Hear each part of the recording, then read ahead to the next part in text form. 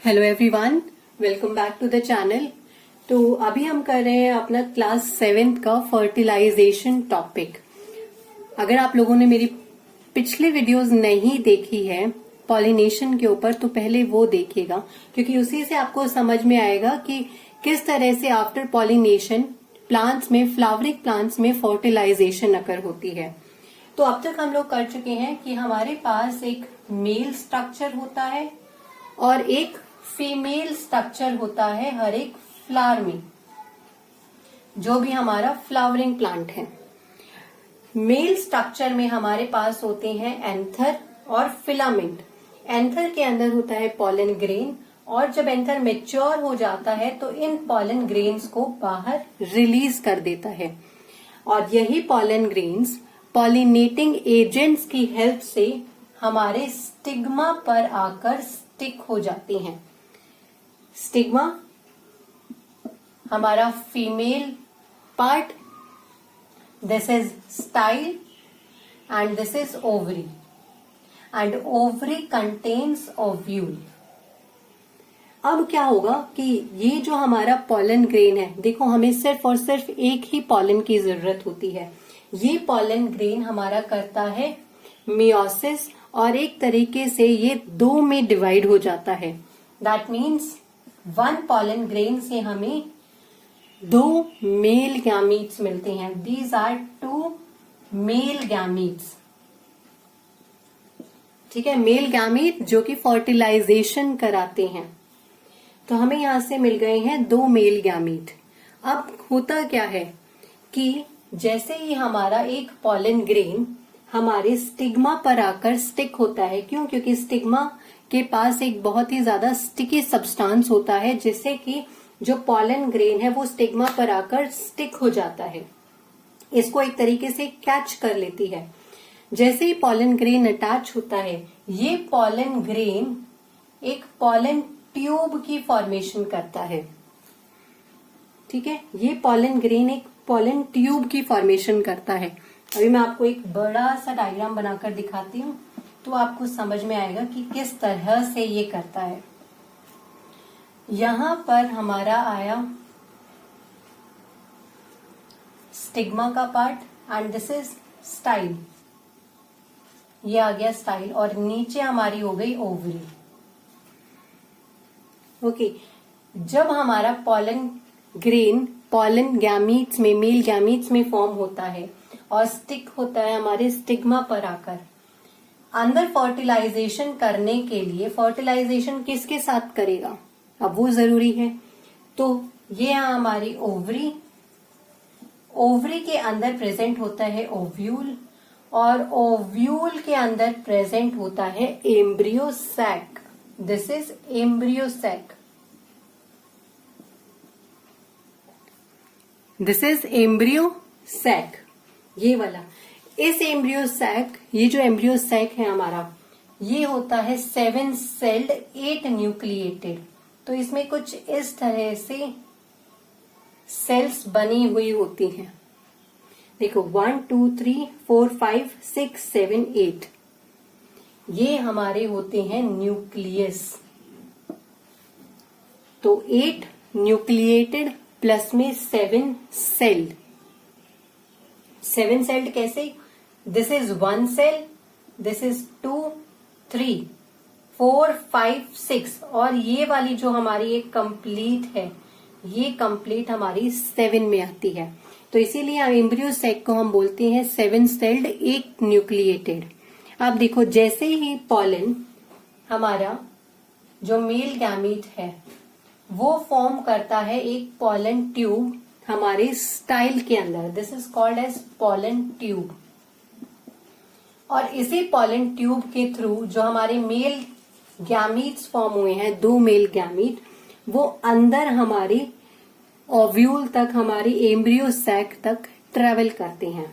और ट्रेवल करते टाइम अब यहां पर ओपनिंग कहां से आई? तो यहां पर ना कुछ लेयर्स भी प्रेजेंट होती हैं, और इन लेयर्स में ना ओपनिंग प्रेजेंट होती है, जिस ओपनिंग को हम बोलते हैं माइक्रोपाइलर एंड। माइक्रोपाइलर एंड, जहां पर ओपनिंग प्रेजेंट होती है। यहां से ये पॉलन ट्यूब हमारे ओव्यूल तक पहुंचती है और ओव्यूल तक पहुंचने के बाद हमारा एक मेल गैमीट फ्यूज करता है हमारे एग के साथ, जो इसमें से ऊपर वाला आ जाता है, दिस इज एग।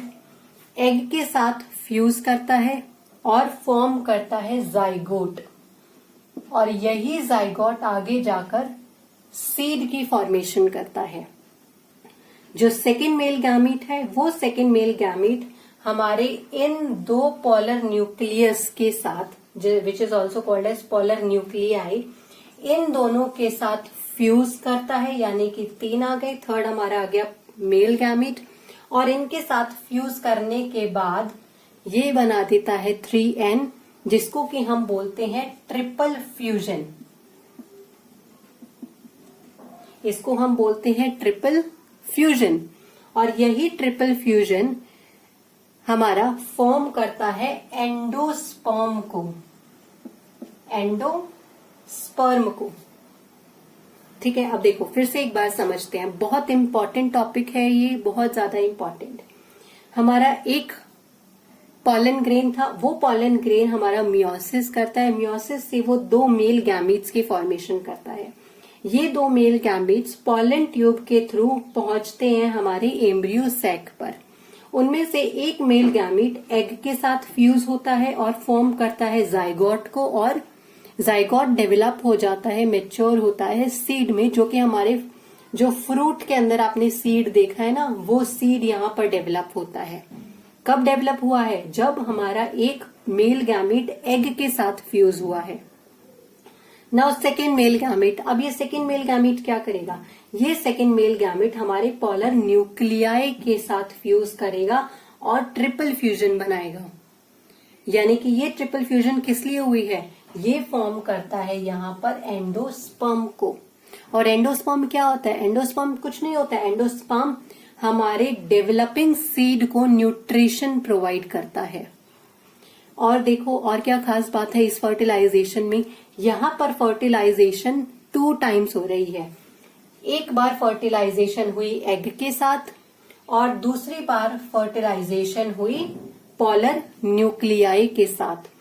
तो क्योंकि यहाँ पर 2 बार फर्टिलाइजेशन हुई है, इसीलिए इसको बोला जाता है डबल फर्टिलाइजेशन। 2 बार फर्टिलाइजेशन हुई है, so this is called as double fertilization.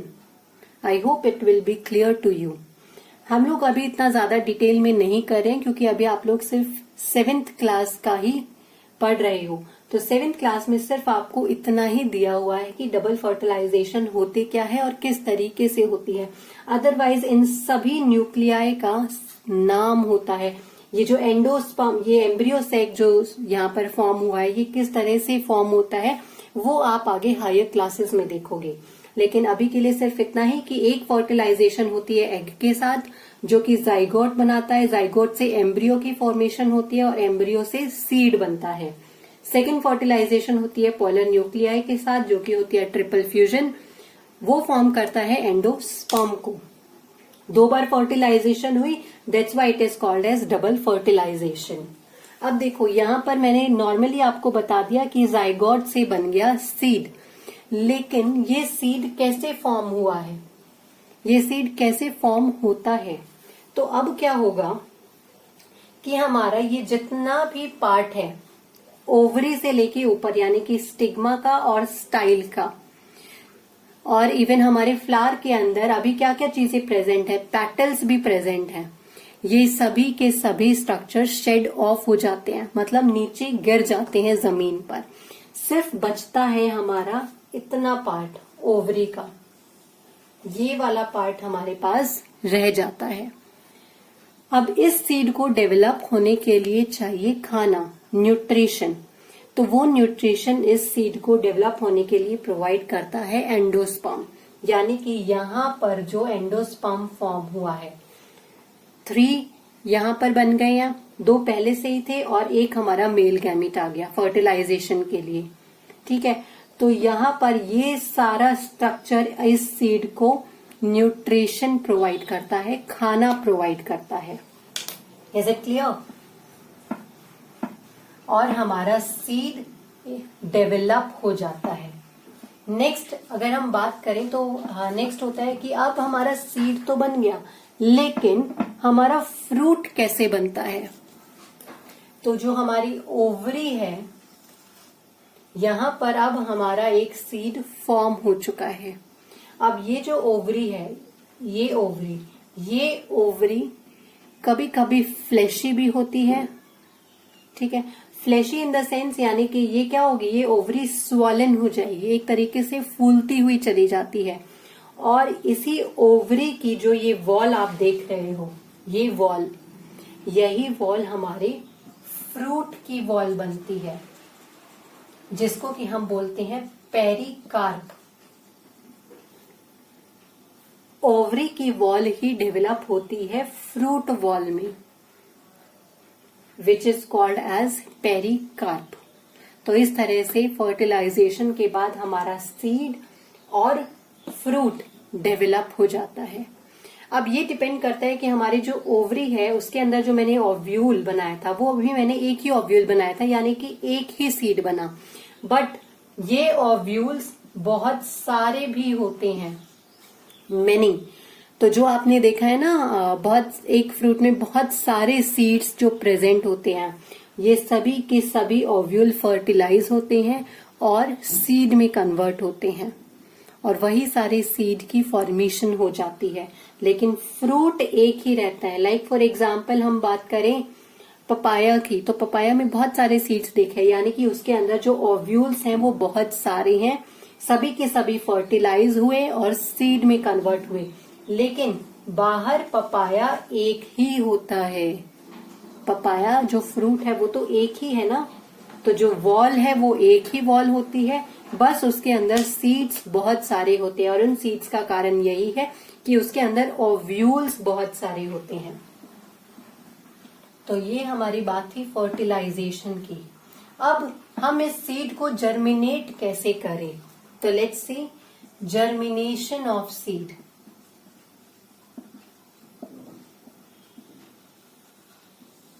अब ये सीड जर्मिनेट कैसे होता है, तो अगर आपने सीड देखा हो तो सीड की जो कवरिंग होती है वो बहुत ही ज्यादा हार्ड कवरिंग होती है।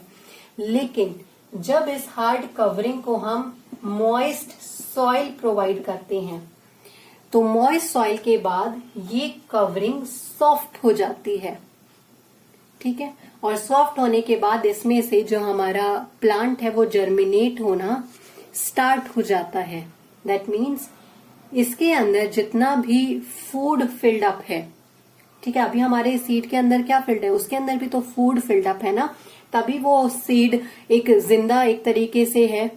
अदरवाइज आपने देखा होगा कि बहुत सारे सीड्स हम ग्रो तो करते हैं, सॉइल में डालते तो हैं, लेकिन वो प्लांट में ग्रो नहीं हो पाते हैं। और बहुत सारे ऐसे सीड्स होते हैं जो कि हार्डली 2 दिन में ही ग्रो जर्मिनेट हो जाते हैं। तो वो डिपेंड करता है कि उस सीड के पास जो अंदर उसके पास खाना है या नहीं है, जो उसने एंडोस्पर्म से लिया था सारा। तो अब यहाँ पर क्या होगा कि जितना भी फूड है इस सीड के अंदर, ये सारा का सारा फूड अपने बाहर निकालना स्टार्ट कर देता है, और एक तरीके से जो इसकी शेल है वो बर्स्ट आउट होनी स्टार्ट हो जाती है। और बर्स्ट आउट होने के बाद जब हम आपने देखा है कि जब भी हम सीड को जर्मिनेट करते हैं तो हम बहुत सारा वाटर भी प्रोवाइड करते हैं। तो वाटर की प्रेजेंस में क्या होगा कि इसकी ये जो सारी की सारी शेल होती है वो सॉल्युबलाइज हो जाती है, सॉल्युबल हो जाती है। और नॉर्मल अगर हम सीड की बात करें तो सीड के पास होते हैं कॉटिलेडन्स, ठीक है। किसी किसी सीड में 2 कॉटिलेडन्स होते हैं, 1 और 2, जिनको कि हम बोलते हैं डाइकॉटिलेडन सीड। और कोई कोई सीड होता है हमारा मोनोकॉटिलेडन्स, ठीक है, जिसमें एक ही हमारा कॉटिलेडन प्रेजेंट होता है।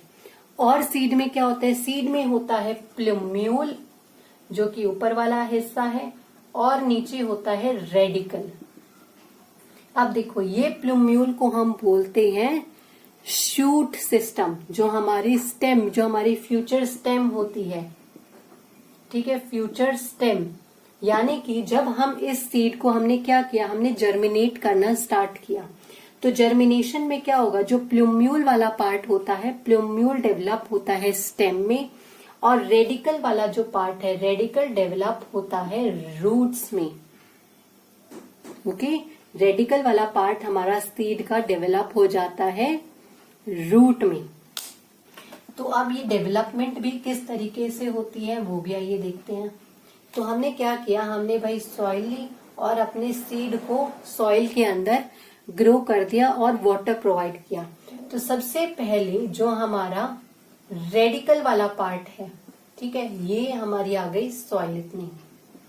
तो जो हमारा रेडिकल वाला पार्ट है वो ग्रो करेगा, क्यों, क्योंकि पहले वो अपनी पकड़ बनाता है सॉइल के अंदर, रूट्स पेनिट्रेट होंगी सॉइल में, तो इसीलिए सबसे पहले फॉर्म होती हैं रूट्स, और धीरे धीरे करके जो हमारा प्लूम्यूल वाला पार्ट है, वो प्लूम्यूल वाला पार्ट हमारा सॉइल से ऊपर की तरफ जाना स्टार्ट कर देता है, जबकि रूट्स हमारी सॉइल के नीचे ही रह जाती हैं।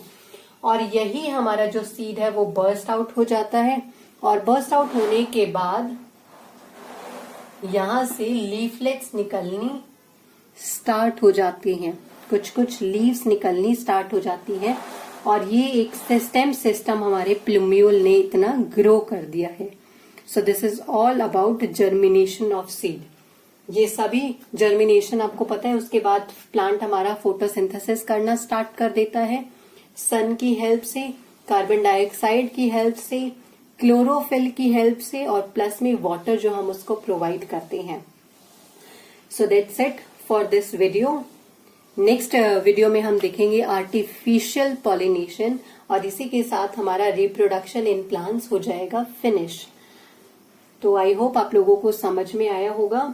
Do subscribe the channel also. Thank you so much everyone, और बहुत जल्द ही इसके क्वेश्चंस भी हम लोग आगे जाकर डिस्कस करेंगे। Thank you so much, bye bye.